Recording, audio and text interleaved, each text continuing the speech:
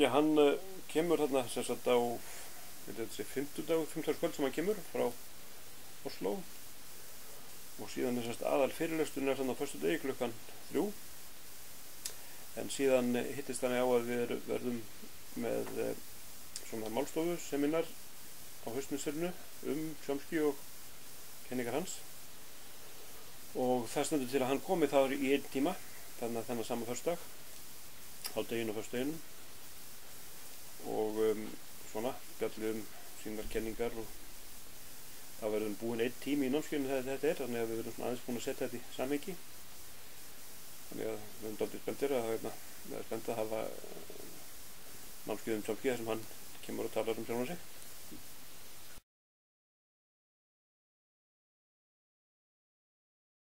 Ég veit nú ekki, ég held að hann hafi ekki gefið upp nákvæmlega hvert efnið verður þá en ég gerir ráð fyrir að það verður svona meira pólitíkina og stjórnmálin þannig að málfræðin verði í hádeginu og stjórnmálin klukkan 3.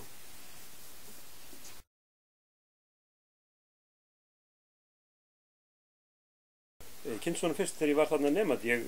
var þarna í doktorsnámi í Harvard og það er þannig fyrirkomulega þarna að þeir sem eru nemendur í Harvard geta tekið alltaf mikið námskeiðunum í MIT Massachusetts Institute of Technology þar sem Chomsky er og öfugt. Þar sé í framhaldsnáminu er þetta svona. Þannig ég tók nokkur námskeið þar meðal annars þá hjá honum þegar ég var hann í námi tíma, svo var ég þarna seinna að kenna eftir 90, 91, 95 í Harvard og þá sótti ég þarna tíma sem hann var með. Hann hefur lengi haft það fyrirkomulag að endurskoða málfræðiteóriurnar eftir hádegi á 50 á haustin, 2 og 5 á 50 á haustmisserinu. Þá koma allir sem vettlingi geta valdið, málvísindamenn hana, ekki bara í Boston eða Cambridge heldur svona frá ýmsum borgum hana í kring og við fljúa jafnvel til Cambridge og til að hlusta á spámannin og þannig ég var satt oft í þessum tímum þarna. Það var nú einmitt að gera eina af sínum byltingum eða endurskoða teóriuna þarna upp á 90 þegar ég var þarna 91, 2, 3 það var gaman að því.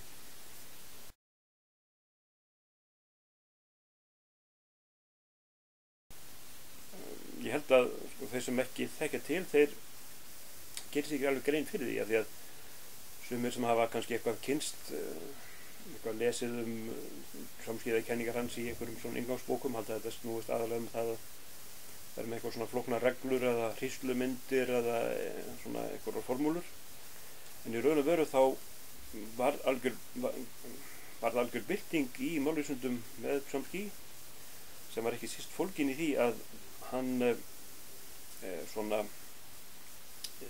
breytti því alveg hvernig menn hugsuðu málfræði þar sem menn fóru að hugsa málfræði sem lýsingu á því hvað það er sem menn kunna þegar þeir kunna tungumál og hann lítur svo á að málfræði með málvísindin séu líður í því að rannsaka bara mannshugan það er svona einn af eigin hugmyndum hans að málið sem sagt búi í huga mannsins og þess vegna hefur þessi málvísindi sem eiga rótsýnar ekki til hugmynda hans svona fyrir 1960 og síðan hefur náttúrulega þróast áfram. Þetta er orðið undirstaða undir alls konar undirgreinar eða í málvísindum eins og til dæmis það að menn hafa verið að rannsaka barnamál, hvernig börn tileinka sér málið. Það er náttúrulega sá áhugi sem mann hafa á því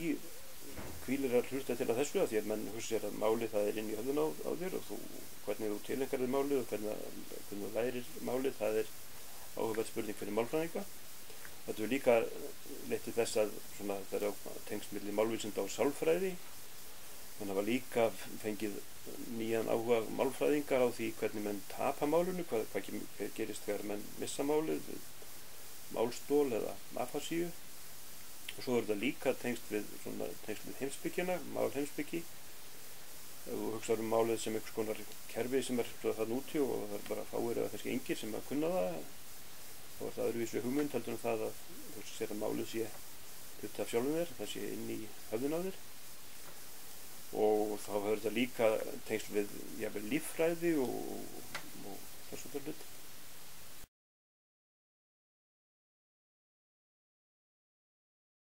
Hann gerir það. Þarna þessi ár sem ég var að kenna þarna í Bandaríkjunum 91 til 95 þá fékk hann dálítinn áhuga á íslensku. Það var kannski aðalega vegna þess að það voru nemendur nemendur hans og nemendur mínir sem að einhverjum nemendum hans voru í tími með mér og öfugt og það voru svona fást við íslensku og hann svona kynntist þessu og fékk áhuga á þessu af því að það er svona, hann hefur sagt að íslenska sé svona nokkurs konar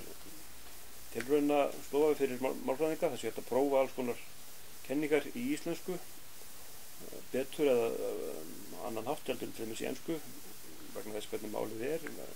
beygingamál og það nægilega líkt ensku og svona mörgum þekktum tungumálum, þýsku, frönsku til þess að svona samanburðurinn og auðvöldun er jafnframt nægilega ólíkt til þess að það er hægt að svona sjá aðra hluti og sjá hlutinu öðruvísi í íslensku heldur en þessum málum og hann hefur nú ekki lagt sig eftir íslensku, hann talar enga íslensku og les ekki íslensku en hann veit heilmikið það hvernig íslenska sérstaklega setningagerði. Þegar ég var í tímum þarna hjá honum þetta 1990 þá var hann oft svona að taka dæmi úr íslensku en þá skrifaði hann alltaf á ensku. Þannig að þetta er íslenska með enskum orðum. Ef þetta var íslenska þá lít þetta svona út. Ég nota bara ensku orð af því ég kann ekki íslensku orðum.